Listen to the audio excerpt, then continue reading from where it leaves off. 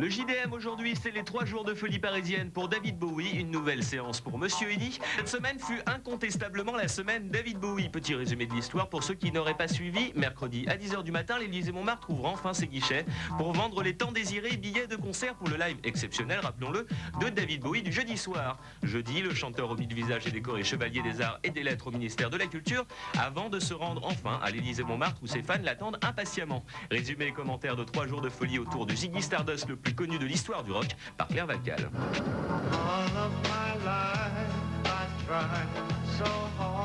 Tout avait commencé comme ça, la sortie du nouvel album le 4 octobre dernier. Et puis il y a eu le clip. Et puis l'on a su qu'il venait nous faire un show dont lui seul a le secret, ce qui a déplacé les foules et frustré bien des esprits.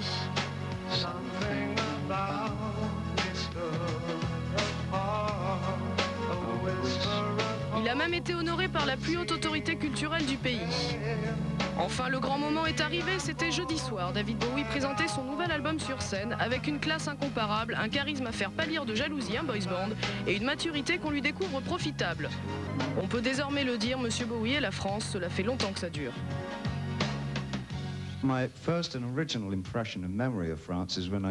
Mes premières impressions et souvenirs de la France remontent au début des années 60. J'étais venu avec un ami et nous avions acheté aux puces de faux verres et galets Lalique. C'était des verres où il y avait des motifs de cire. Puis on les avait ramenés à Londres pour les revendre. Voilà comment je me faisais de l'argent de poche. J'aimais beaucoup la cuisine et les soirées parisiennes. Je passais de très longs week-ends à acheter et à revendre des objets. Buying and selling. All of my life I tried so hard, doing my best with what I had. Nothing much happened, all the same.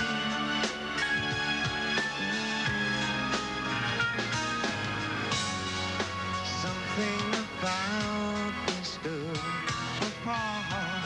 David Bowie est peut-être l'artiste du siècle, mais c'est aussi un homme d'affaires avisé, coté en bourse.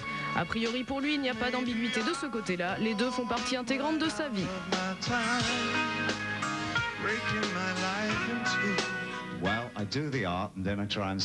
Je fais des œuvres d'art que j'essaie de vendre, c'est pas plus compliqué que ça en fait.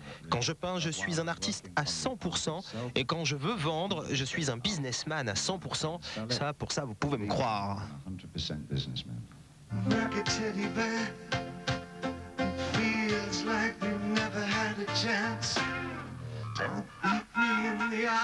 En ce qui concerne l'album Hours, nous sommes loin des expérimentations technologiques de Outside et Earthling.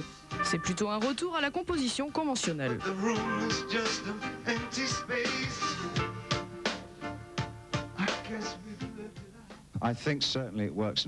Je pense que l'atmosphère générale de Hours rappelle ce que je faisais à l'époque de Hunky Dory. Les arrangements sont très conventionnels et les paroles sont très simplistes. Je voulais qu'elles soient légères et enjouées à la fois. On dira que c'est un album tristement gai.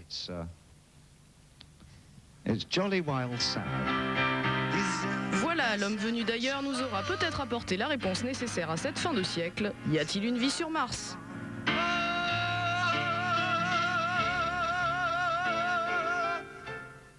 On a